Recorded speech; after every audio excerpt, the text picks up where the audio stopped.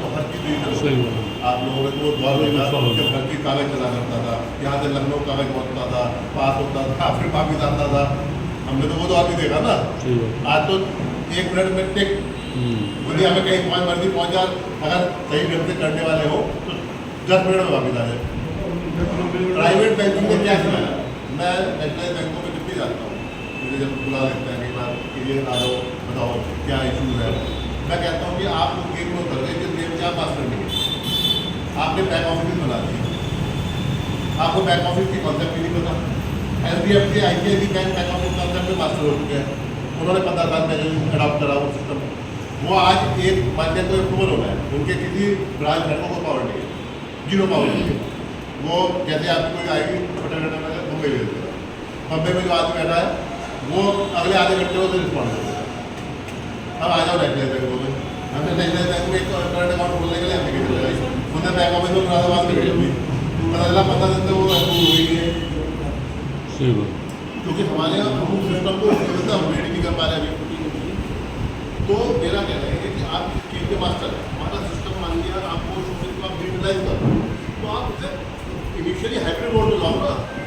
आप पहले दिन से कहोगे कि हम 1 मिनट में सारे स्टाफ को भी ट्रेन कर देंगे, हम अपने बैक ऑफिस को भी हिसाब से बना लेंगे, वो नहीं बन पाएगा। आप लोग चैलेंज फेस करते हो, रोज़ आपके पास तो रोज आते हो लोग।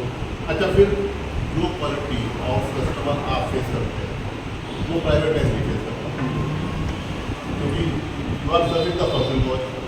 आप समाज के उस वर्ग को सेवा दे रहे हैं जिसको कोई सेवा उपलब्ध नहीं है, उसके पास ना तो उस लेवल का लिटरेसी है ना उस लेवल के रिसोर्स है, तो वो एक चैलेंज है।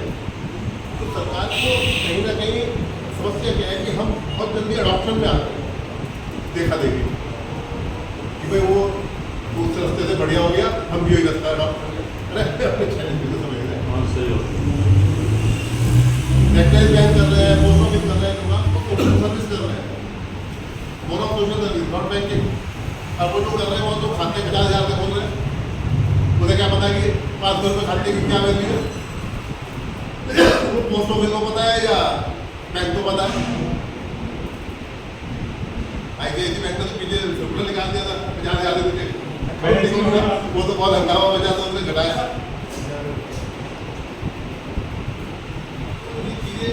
बदलने की चीज़ें हैं, लोगों को क्या हो रहा है कि वहाँ बैठे लोग वो चीज़ें अडॉप्ट करके आते हैं, पढ़ के आते हैं, उन्होंने ग्राउंड रियलिटी बता दी होती है ना। साउथ ब्लॉक और नॉर्थ ब्लॉक में सब कुछ हरा हरा दिखाई दे रहा है, वहाँ तो हरियाली इंडिया गेट दिखाई देता है, पूरा वो यूनियन दिल्ली दिखाई देता है। वहाँ हमारा आपको दिल्ली भी रहे ना, दिक्कत ये आती है, इनके ऑफिस ऐसी जगह बनाओ जिसके सामने झुग्गी झोपड़ी हो।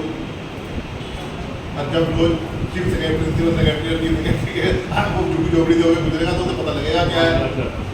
हमारी प्रेरणा कहती है इतने मतलब संवेदनशील रैली उठाती है, गाड़ी से चलना, गाड़ी से उतर के अपना नहीं वो जिस दिल्ली में मूव करता है, जिस दिल्ली में हमारा मंत्री मूव करता है और जिस दिल्ली में हमारी ब्यूरोक्रेसी मूव करती है, वहाँ तो गरीबी है ही नहीं। वो तो मैं दुनिया की बहुत सारी राजधानियाँ घूमा हूँ, Delhi is the finest capital in the world. इतनी खूबसूरत राजधानी तो बहुत कम देशों में है। तो वहाँ क्या, वहाँ तो जो आदमी लिटल दिल्ली के बंगले में रह रहा है, साला पार्लियामेंट तक आया या नॉर्थ ब्लॉक साउथ ब्लॉक तक आया, उसे तो कुछ पता ही नहीं लग रहा। वो तो 5-7 साल बाद उसे लगता है सारा हिंदुस्तान रहता है, सारा हिंदुस्तान हराना दिखने लगता है। उन्हें भेज दो बस्तर में, उन्हें भेज दो छत्तीसगढ़ में, उन्हें पता लग जाएगा हिंदुस्तान की रियलिटी आज भी क्या। अभी तो हम पश्चिम उत्तर प्रदेश में बैठे हैं भाई साहब, आप तो बनारस से हैं, आप बेहतर समझते हैं बनारस और बनारस से आगे की स्थिति आज हिंदुस्तान में क्या है। मैं तो बहुत ट्रैवल किया, बिहार में इंटीरियर तक ट्रैवल किया, पूरा पूरी उत्तर प्रदेश में हुआ हूँ। उड़ीसा में क्या स्थिति है, आज भी लोग जूता फेंका हुआ पत्थर चाट देते हैं। आप समझो ना, इस देश के अंदर आज एक बार ऐसा भी है जिसके पास भरपेट खाने का भोजन नहीं है। आसाम हुआ, उड़ीसा हुआ है, आसाम हुआ, उड़ीसा हुआ, बहुत गरीबी है। अभी भी इस देश में बहुत बदलाव हुआ, मैं नहीं कहना नहीं। तो आसाम, वेस्ट बंगाल, मणिपुर, उड़ीसा सब घूमते हैं, हमें पता है कि आपके बहुत